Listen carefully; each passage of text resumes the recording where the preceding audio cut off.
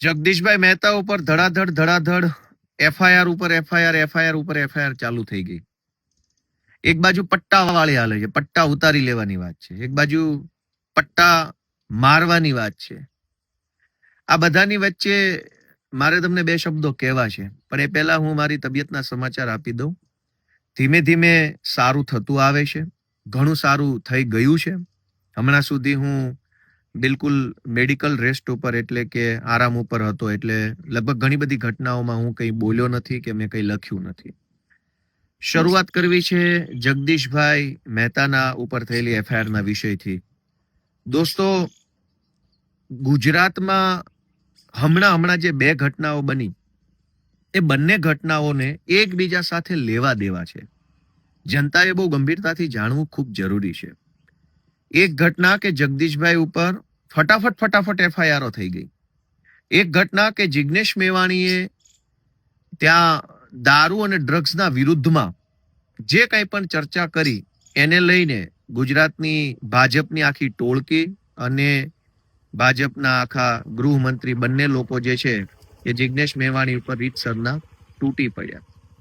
આ બંને ઘટનાને એકબીજા સાથે એવી રીતે લેવા દેવા છે કે ગુજરાતમાં છેલ્લા 30 વર્ષથી ભાજપની સરકાર એ પોલીસના ડરની પાછળથી ચાલે છે. એટલે કે આમ જનતા ભાજપથી નારાજ તો ખૂબ છે, અનેક જગ્યાએ જનતાને તકલીફ પડી રહી છે, પણ જનતા નથી બોલતી. એનું એકમાત્ર કારણ છે કે લોકોને પોલીસથી ડરાવીને રાખ્યા છે. અને ખાલી જનતાને જ પોલીસથી ડરાવીને રાખ્યા છે એવું નથી, પોલીસને પોલીસથી ડરાવેલા છે. પીઆઈ હોય, કોન્સ્ટેબલ, એએસઆઈ, હેડ કોન્સ્ટેબલ, આ બધાને ભાજપની સરકારે ડરાવ્યા છે કે તમે જો ભાજપની સરકાર કહેશે એમ નહીં કરો તો બદલી થઈ જશે, સસ્પેન્ડ થઈ જશે, તમને આમ કરી નાખશું, તેમ કરી નાખશું. એટલે કુલ મળીને આખા ગુજરાતમાં ડરનું સામ્રાજ્ય છે. ભાજપની સત્તા નથી, ડરની સત્તા છે.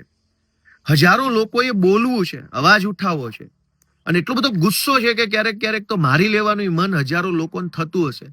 ખરાબ રોડ રસ્તા ઉપર જ્યારે વાહનો લઈને પબ્લિક નીકળે ત્યારે મનમાં તો એટલો બધો ગુસ્સો આવતો હશે કે એકાદો ભાજપ વાળો અથવા કોઈ એવો રોડ વિભાગનો કોઈ ભ્રષ્ટાચારી સાહેબ મળી જાય તો મારીને ભૂત કરી દેવો, એવો અનેક લોકોને વિચાર આવતો હશે. પણ ડરના કારણે નથી બોલી શકતા. ગ્રામ પંચાયતોમાં કે મામલતદાર ઓફિસોમાં કે પોલીસ સ્ટેશનોમાં જ્યારે માણસ પોતાની રજૂઆત લઈને જાય છે ત્યારે સરકારી માણસ એની સાથે જે રીતનું વર્તન કરે છે, જે રીતે એને ધક્કા ખવડાવે છે, જે રીતે એકદમ અપમાનજનક જવાબો આપે છે, એ સાંભળીને હજારો લોકોને મનમાં એમ થાય છે કે આને બે લાફા મેલું, પણ નથી મેલી શકતા કે નથી બોલી શકતા. શું કામ?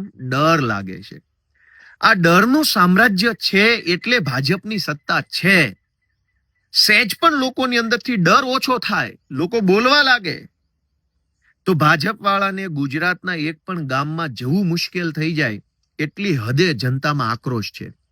જનતાના આક્રોશને પોલીસના માધ્યમથી દબાવી રાખ્યો છે ભાજપે. અને જગદીશભાઈ મહેતા કે ચૈતર વસાવા કે જિગ્નેશ મેવાણી આ ગુજરાતના એવા લોકો છે જે લોકો બોલે છે ત્યારે જનતાનો ડર ઓછો થાય છે. જે લોકો કંઈક વાત કરે છે ત્યારે જનતાને હિંમત આવે છે. હવે હર્ષ સંઘવી હોય કે ભાજપની સરકાર હોય, એના પેટમાં તેલ શું રેડાય છે કે ચૈતર વસાવા, ગોપાલ ઇટાલિયા, જિગ્નેશ મેવાણી, જગદીશ મહેતા, આ લોકો જેટલું વધુ બોલશે, જેટલા વધુ સક્રિય રહેશે, એટલો જ જનતાની અંદરથી ડર ઓછો થશે. ડર ઓછો થશે તો જનતા બોલવા લાગશે. જનતા બોલવા લાગશે તો ભાજપ વાળાની સરકારના પાટિયા પડી જશે. અને એટલે જનતામાંથી પોલીસનો અને સરકારનો ડર ઓછો ન થઈ જાય એની સતત ચિંતા ભાજપના નેતાઓ કરે છે. અને એટલે જ વાંધો એ વાતનો નથી કે જિગ્નેશ મેવાણી કઈ ભાષામાં કયા શબ્દોમાં બોલ્યા. ભાજપના લોકોએ તો કાંડ કરવામાં કઈ બાકી નથી રાખ્યું. માણસના શબ્દો કરતા પણ વધારે ખરાબ માણસનું વર્તન હોઈ શકે. અને ભાજપના અનેક લોકોએ બળાત્કારો કર્યા છે. આજ ગુજરાતમાં છાપે ચડી ચૂક્યા છે, એની ઉપર કોઈ કાર્યવાહી નથી થઈ. મુદ્દો એટલો જ છે કે જગદીશ મહેતા બોલે છે તો ગુજરાતભરના ખેડૂતો એને ધ્યાનથી સાંભળે છે. જગદીશ મહેતાને સાંભળે છે તો જનતાની અંદર હિંમત આવે છે. હિંમત આવે છે તો એ હિંમત ભરેલી જનતા પછી છાતી કાઢીને ભાજપના નેતાઓ સામે બોલવા લાગે છે. આ વાતથી હર્ષ સંઘવી અને આખી ભાજપની ટોળકીને વાંધો છે.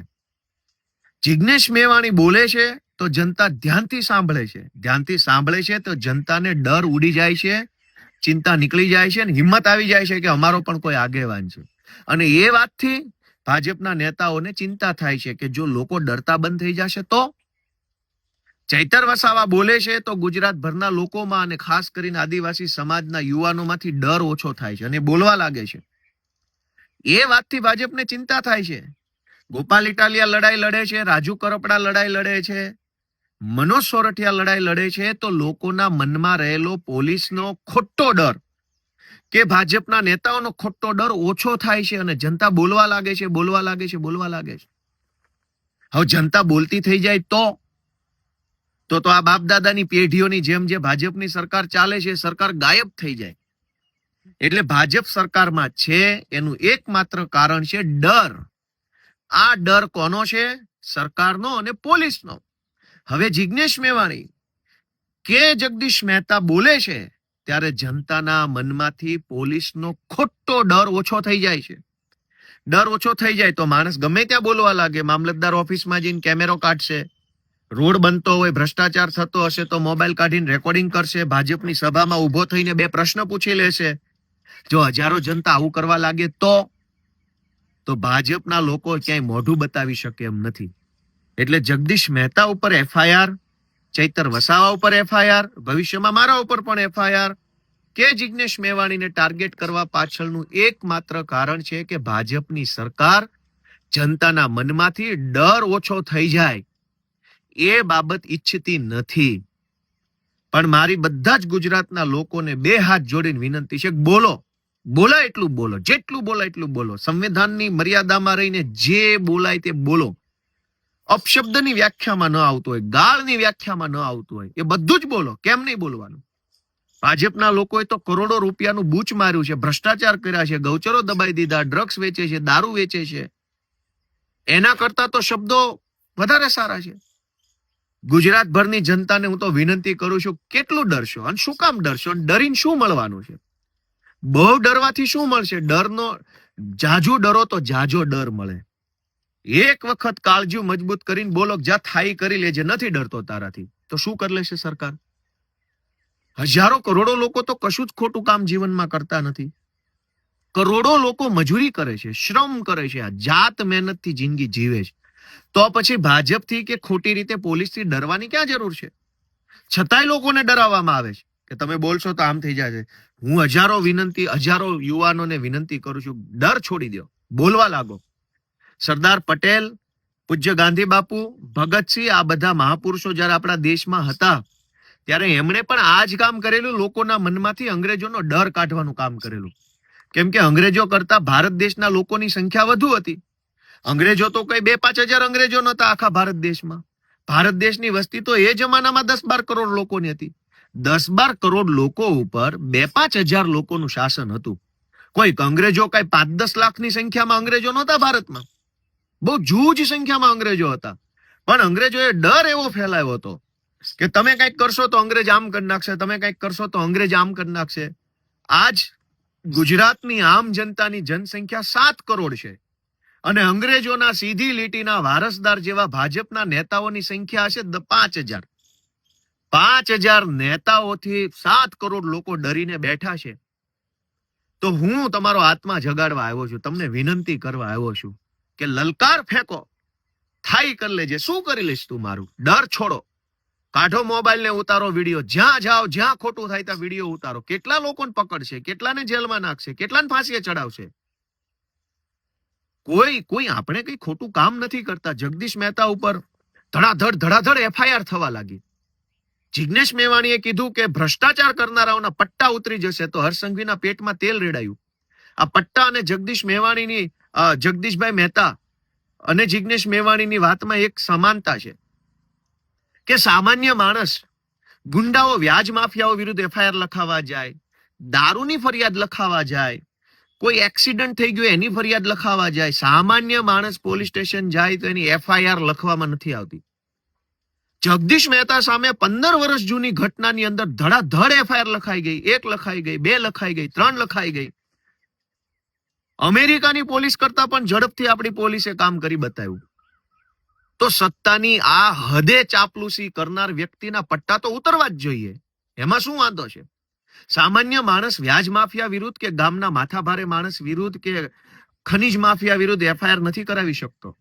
પોલીસ ઉલટાની સામી ફરિયાદો કરે છે.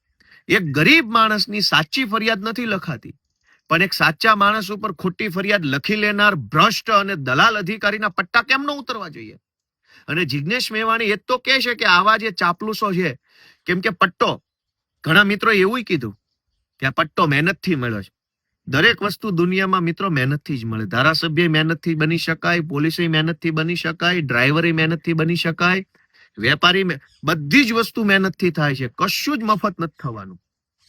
પણ મહેનતથી મેળવેલો પટ્ટો છે ને કમરે પહેરવા માટે આપ્યો છે, ગળામાં ટોમીની જેમ પહેરવા નથી આપ્યો. જેણે પટ્ટો ગળામાં પહેરી લીધો છે ટોમી બની ગયા છે ભાજપના, એના પટ્ટા ઉતારી લેવાના છે.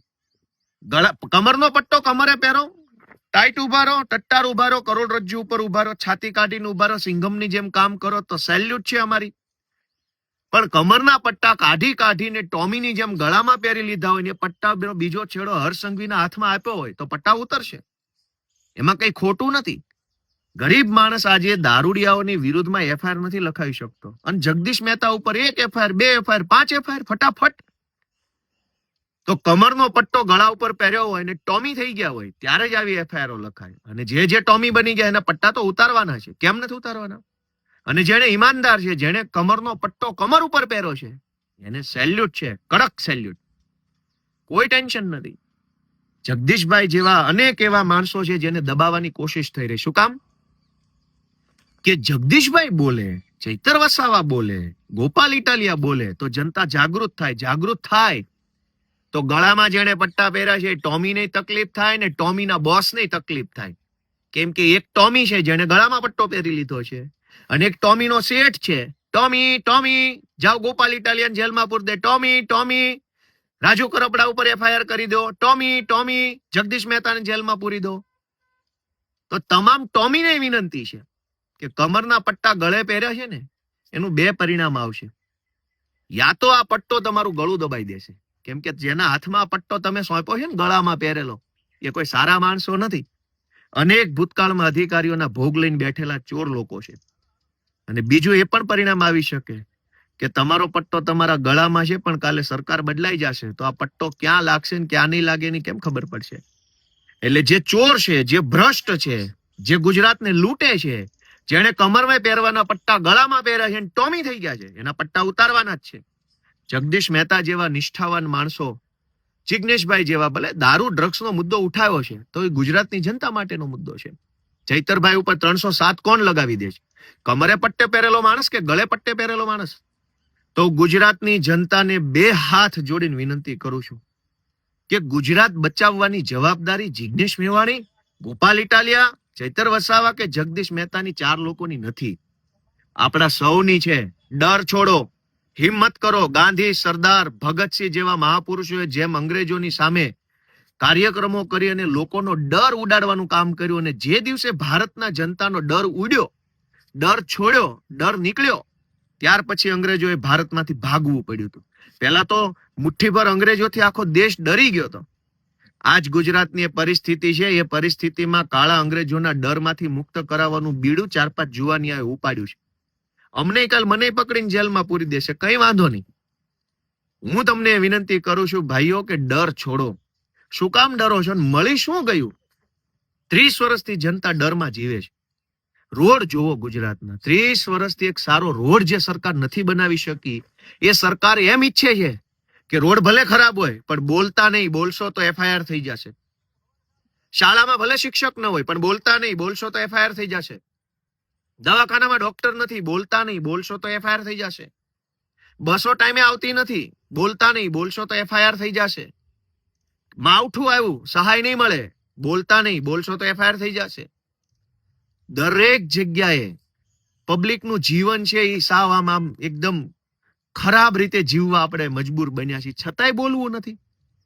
કમસે કમ જેલમાં જશું તો વટથી તો જઈ શકશું. એફઆઈઆર થશે તો કહી શકશું કે ભાઈ સારા કામની એફઆઈઆર થઈ. રોડ સારા નહીં, દવાખાના નહીં, શાળા નહીં, બસ નહીં, પંચાયતમાં તલાટી નહીં, ઓફિસમાં મામલતદાર નહીં, પોલીસ સ્ટેશનમાં ફરિયાદ લખાય નહીં, ક્યાંય આપણું કઈ છે જ નહીં, તો હવે કઈ વાતનો ડર છે? દોસ્તો, ડર છોડો, હિંમત કરો. જ્યાં ખોટું થાય, જ્યાં કઈ ભાજપ વાળા દાદાગીરી કરે, મોબાઈલના કેમેરાથી વિડીયો ઉતારો. કેટલા લોકોને પકડશે, કેટલાને જેલમાં પૂરશે? મારો ખુલ્લો ટેકો જગદીશભાઈ મહેતાને છે. હું બીમાર હતો એટલે બોલ્યો નતો. જિગ્નેશભાઈને ટેકો છે. ગુજરાતની જનતાનો ડર ઓછો કરવા માટે જે યોદ્ધાઓ નીકળ્યા છે બધાને ગોપાલ ઇટાલિયાનો ખુલ્લેઆમ ટેકો છે. ગુજરાતની જનતાને ભાજપે પોલીસના માધ્યમથી ડરાવી છે. આ ડર ઉડી ન જાય એટલા માટે નવો ડર ફેલાવે છે.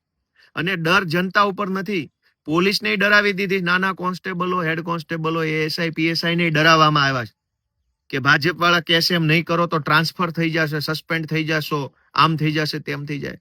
દોસ્તો, આ ડરનું સામ્રાજ્ય ખતમ કરવા માટેની મશાલ જગદીશ મહેતા, ચૈતર વસાવા, જિગ્નેશ મેવાણી, ગોપાલ ઇટાલિયા, રાજુ કરપડાએ મશાલ ઉઠાવી છે. આ મશાલનું અજવાળું વધે એના માટે તમારા સહયોગની જરૂર છે. જય જય ગરવી ગુજરાત.